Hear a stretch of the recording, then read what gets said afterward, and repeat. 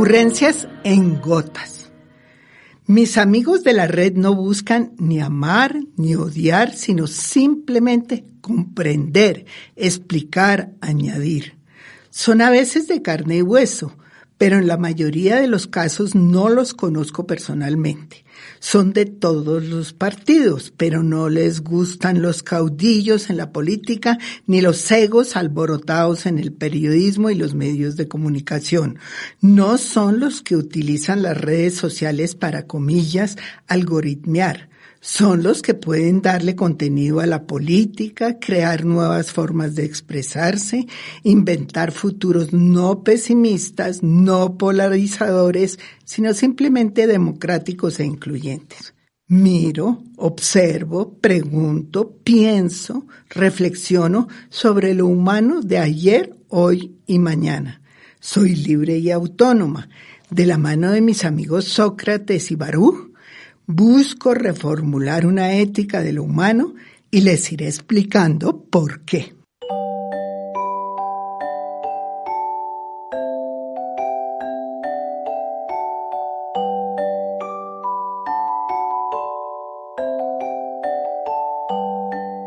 Hoy el tema es conversación.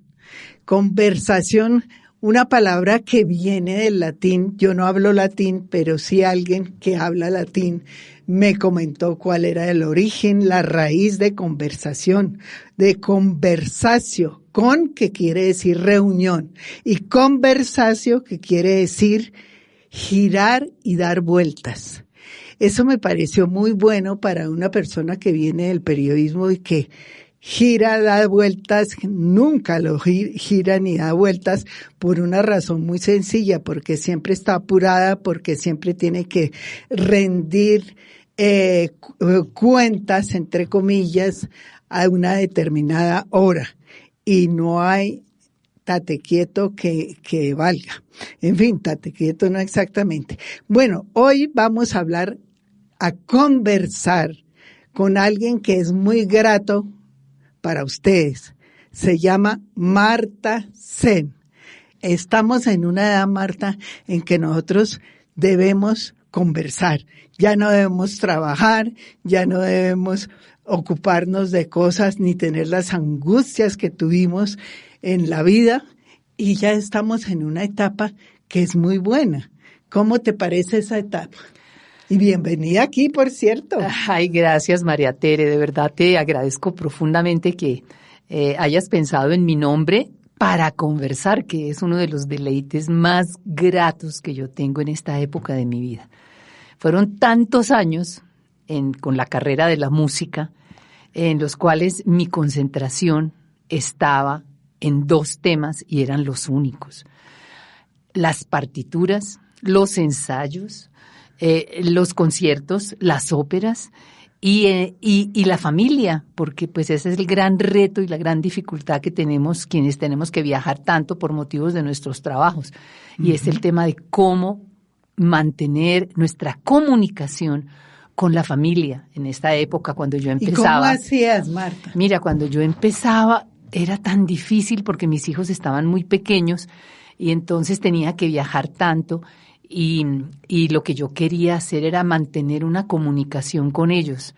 Entonces resolví que los cuentos infantiles eran una solución para mantenerme comunicada con ellos.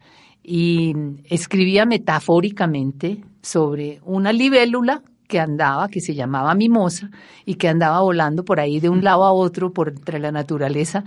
Y les contaba metafóricamente todas mis aventuras de vida como cantante. Yo juraba que eso era suficiente para mantenernos comunicados. En esas épocas, te estoy hablando de hace muchísimos años, no existían todas estas facilidades tecnológicas de hoy. Entonces era simplemente ir a la oficina de correos, poner una carta, mandarla. El niño le leía a la niña, porque él ya sabía leer. La niña entonces me dibujaba cositas y mis papás que cuidaban a mis hijos me devolvían los dibujos. En esa época no había internet. No había internet, no había... La comunicación era complicadísima. Sin embargo, hoy, después de tantos años, me vengo a dar cuenta que que tal vez hubiera podido hacerlo mejor, no solamente con los cuentos, sino estar muchísimo más presente en la vida de mis hijos, y el reto era ver cómo hubiera podido hacerlo. Hoy en día hablo con mi hija Lina sobre ese tema y me decía, sí, mamá, hubiera sido una maravilla que hubieras podido estar más presente. Eso le dicen a uno siempre. Siempre, eso es verdad. Entonces, sí, está el dilema, profesión o hogar. Hogar. Profesión u hogar. Exacto. Pero bueno, así pasó la vida y así nos toca aceptar cómo Pero es fue. un reto bueno, a mí me parece bueno porque uno quedándose en el hogar, realmente allí no tiene mucho que avanzar. Pero sí, es verdad, pero fíjate que de alguna manera yo estaba convencida, o estuve convencida, que lo importante con la familia y con los hijos en concreto era la calidad del tiempo que uno pasaba con ellos y no la cantidad del tiempo que uno pasaba con ellos. Eso es muy cierto. Pero ¿y no te estresaba? Yo sí me estresaba cuando dirigí el noticiero. Muchísimo. Cuando dirigí el noticiero, pero me estresaba muchísimo. Y llegaba uno estresado a la casa y entonces ahí el problema era cómo aparecer normal, entre comillas, bueno, con los niños. Yo salía de la última función en cualquier escenario en donde me encontraba, tomaba un avión, si era el caso de tomar el avión, llegaba a la casa y los días poquitos, el tiempo poquito que estaba con ellos, ese sí estaba yo al 100%. Tienes esa capacidad entonces, de abstraerte, ¿no? Sí, yo creo que eso es fundamental en la música, ¿o no? Es que en el ejercicio ya de la música. De la música. Yo diría que es que como la música no existe sino en presente. La música es como el amor. A ver, ¿cómo es eso? Hacer música se parece en cuanto al tiempo a hacer el amor. No existe sino en presente, en presente total. Bueno, eso entonces, sí, uno no puede. Claro que la gran diferencia lamentable es que con la música hay que hacer muchos ensayos. Eso está muy bueno. Sí, en realidad es eso, ¿no?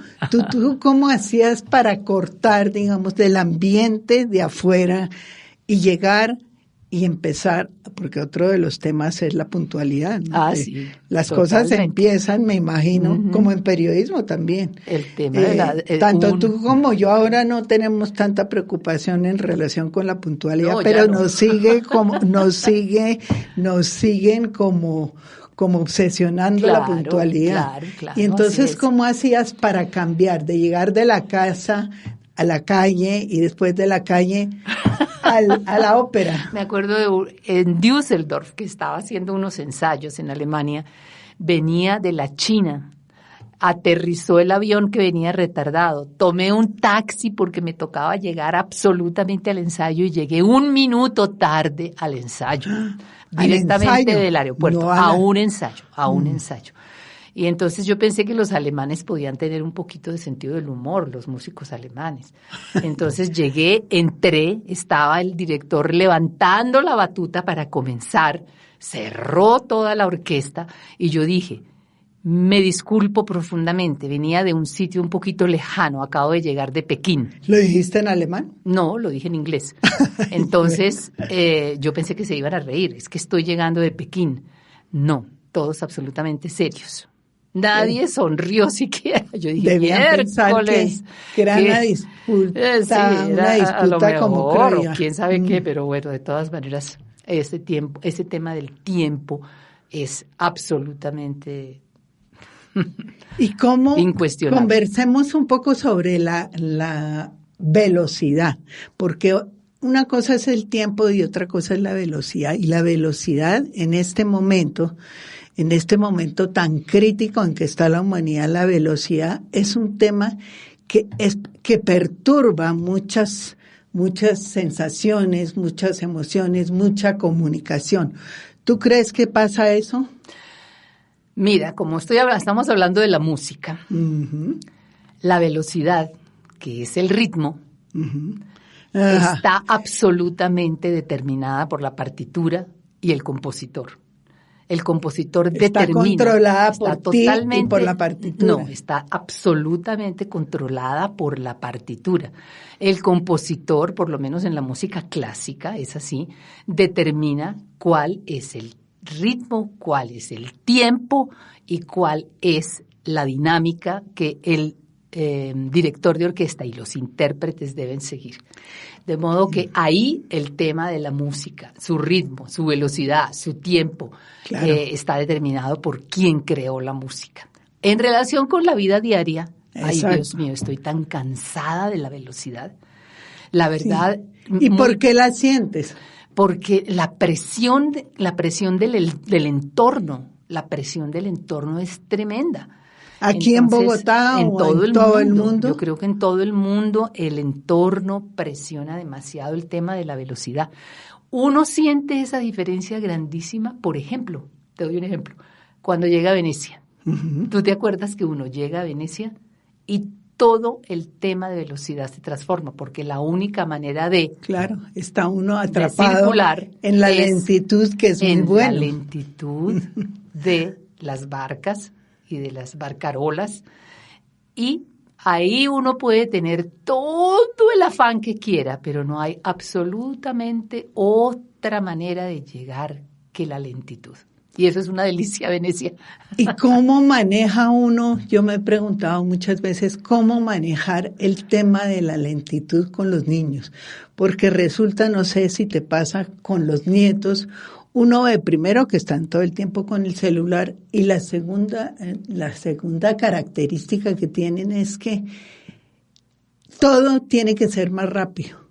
Buscan alguna palabra, son 3 segundos.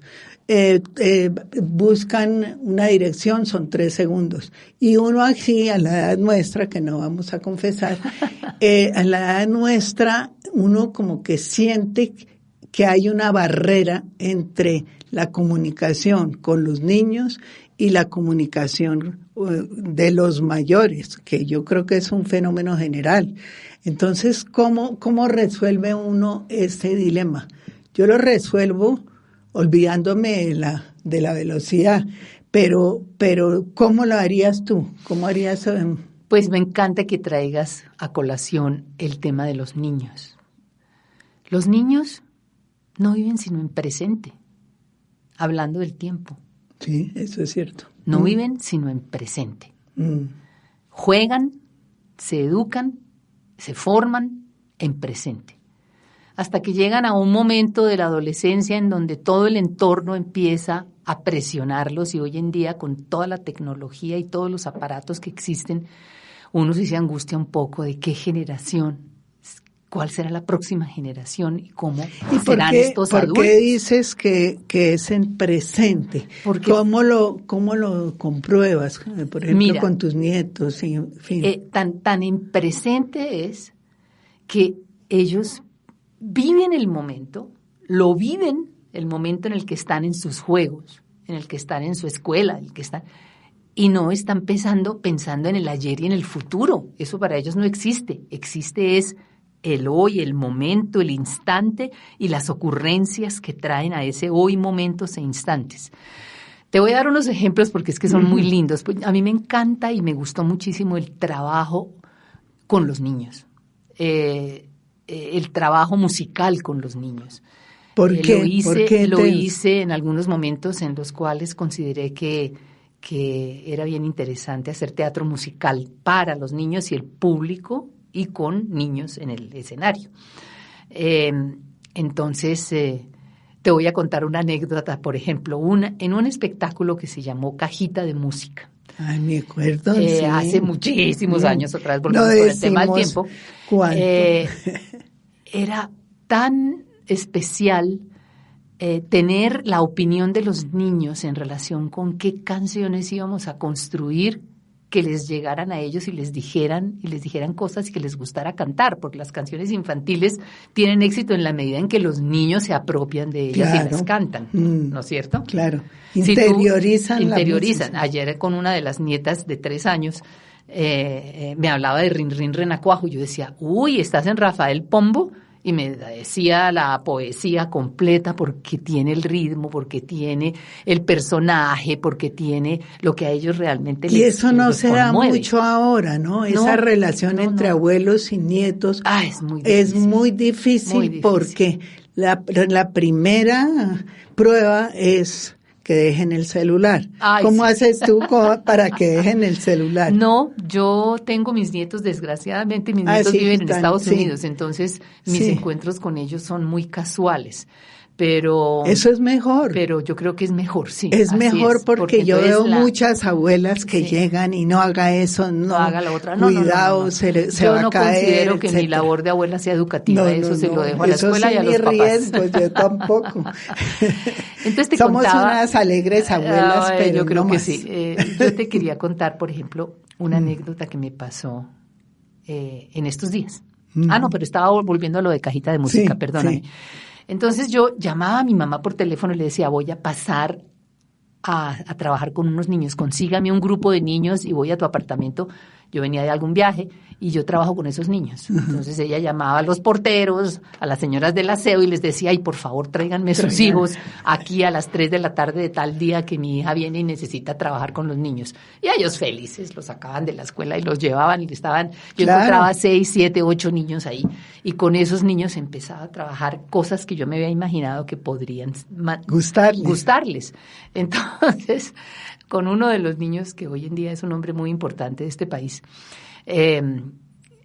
les canté en ese momento una canción que era titulada La Paloma de la Paz. Y entonces les decía en qué consistía, se las cantaba, ellos la escuchaban y después ellos me contaban la canción a mí. Ese era el ejercicio. Yo se las canto y ustedes me la cuentan, ¿no? Entonces la letra de la canción de La Palomita de la Paz decía que los niños con la Palomita de la Paz iban a hacer una ronda y que la Palomita de la Paz llevaba en el pico las semillas que iban a sembrar los niños y que los niños cantarían y sembrarían la semilla y empezaría la matica a crecer, pero que a pesar... Se metieron en el cuento. Se metieron en el cuento, a pesar que los adultos nos la impiden disfrutar. Te pusiste del lado de los niños.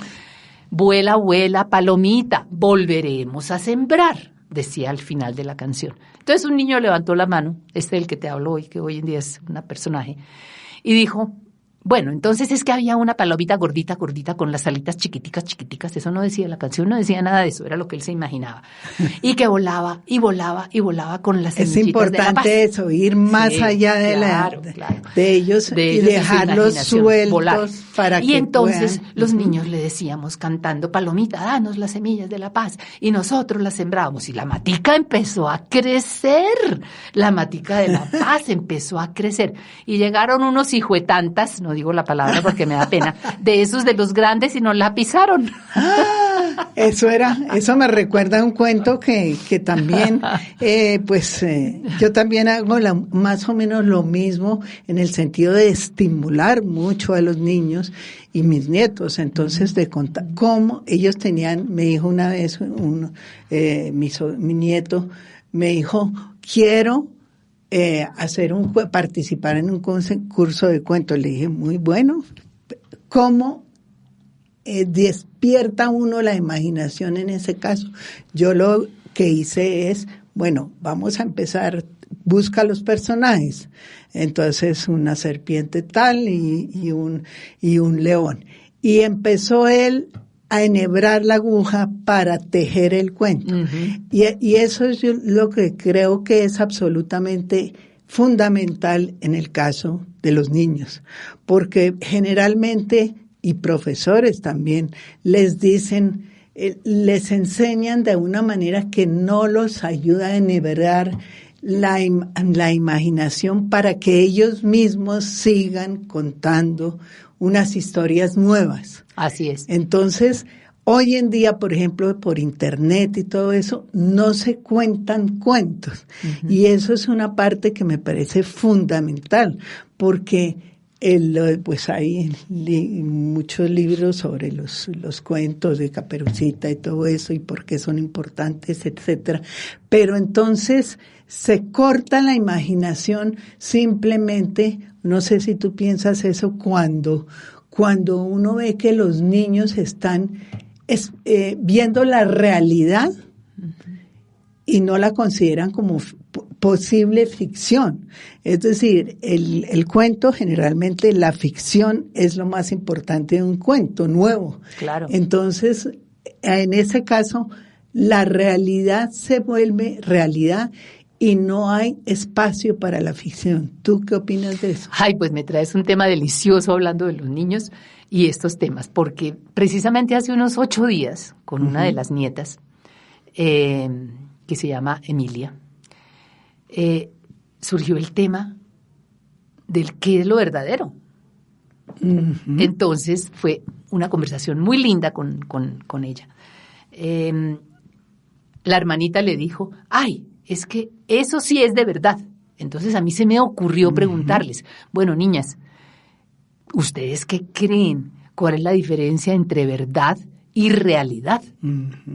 Entonces se quedaron pensando las dos un ratico y la chiquita de 7 años dice, a ver, pues yo creo que, por ejemplo, si por esta ventana, estábamos en un piso muy alto, miramos abajo y vemos las carreteras, por ahí están circulando los carros con personas adentro. Entonces, esos carros son de verdad. Pero si vemos aquí este carrito que tenemos al frente, que es un juguete, eso es una realidad, pero no es de verdad. Entonces es una realidad. Entonces ella misma está trabajando. Y después miró la televisión y dijo, ahí en la televisión, mira, ahí están los carros pasando en este momento, en esta película. Eso es una realidad, la televisión y lo que estamos viendo. Pero los carros no son de verdad. Entonces yo creo que esa es una diferencia entre verdad y realidad. Entonces la otra niña, la hermanita dijo, bueno, además también tenemos que pensar que frente a la verdad existen las mentiras. Y entonces empezaron ellas mismas a conversar, muertas de la risa, moviendo las paticas y no sé qué más, sobre lo que para ellas era la verdad y la realidad. La realidad. Y yo creo que ningún adulto hubiera sido capaz en ese instante de improvisar algo de esa naturaleza. Claro. Por ejemplo, yo tengo dentro de los recuerdos más lindos una temporada de recitales que yo hice en Antioquia. Y recuerdo, sí. Y que los llamábamos los trueques creativos. Y consistía en que en los pueblitos, en los distintos municipios, no digo pueblitos, en los municipios de Antioquia se organizaba un trueque de creatividades entre la población y el artista. La gente que tenía creatividad en teatro, en pintura, en música, en baile, en escritura. Realmente todos presentaban sus proyectos y dentro del esquema de un recital mío de piano y canto, pues hacíamos los trueques. Y me acuerdo tantísimo que en el momento en el cual yo cantaba una canción infantil que está sobre un poema de Rafael Alberti, que se llama Creemos el hombre nuevo cantando, porque en la tierra no hay nadie que esté solo si está cantando. Con ese poema que lo cantábamos, yo llamaba del público a los niños que estaban, porque el público traía a sus hijos. Los niños los llamaba al escenario, los niños se acercaban, hacían una ronda alrededor mío y yo les cantaba el poema de Rafael Alberti. Y al terminar el poema, los niños tienen una capacidad de atención cuando algo les gusta. Claro. Es impresionante. Cuando terminaba de cantar la canción del hombre nuevo, entonces yo les decía, y si ustedes tuvieran la capacidad para crear un hombre nuevo, ¿cómo quisieran que fuera ese hombre nuevo? Y levantaban la mano y decían las cosas más extraordinarias que te puedas imaginar. Entonces, por ejemplo, uno decía, que no sea borracho. El otro decía, que no le pegue a mi mamá. Ficción y realidad. El otro decía, que sea inteligente. El otro decía, que se bañe todos los días. Entonces ellos le iban poniendo características a un hombre nuevo que ellos pudieran crear entre ellos y que les gustaría cómo se comportara. Pues mira, Marta, que dejaste planteado el tema que vamos a tratar en otra media hora de conversación contigo, porque yo creo que eso es la necesidad de que los niños que uno se adapte a lo que es un hombre nuevo, a lo que es lo humano. Y pienso que muchas veces nosotros mismos como adultos no nos consideramos como humanos. Y nosotros mismos, también por la tecnología, pues estamos educando después después de la pandemia, pues de todos esos problemas que se presentan, ¿estamos creando un hombre nuevo o estamos simplemente atrasados en lo humano? Vamos a ver entonces en la segunda parte de esta conversación tratar ese tema. ¿Te parece? Me parece excelente.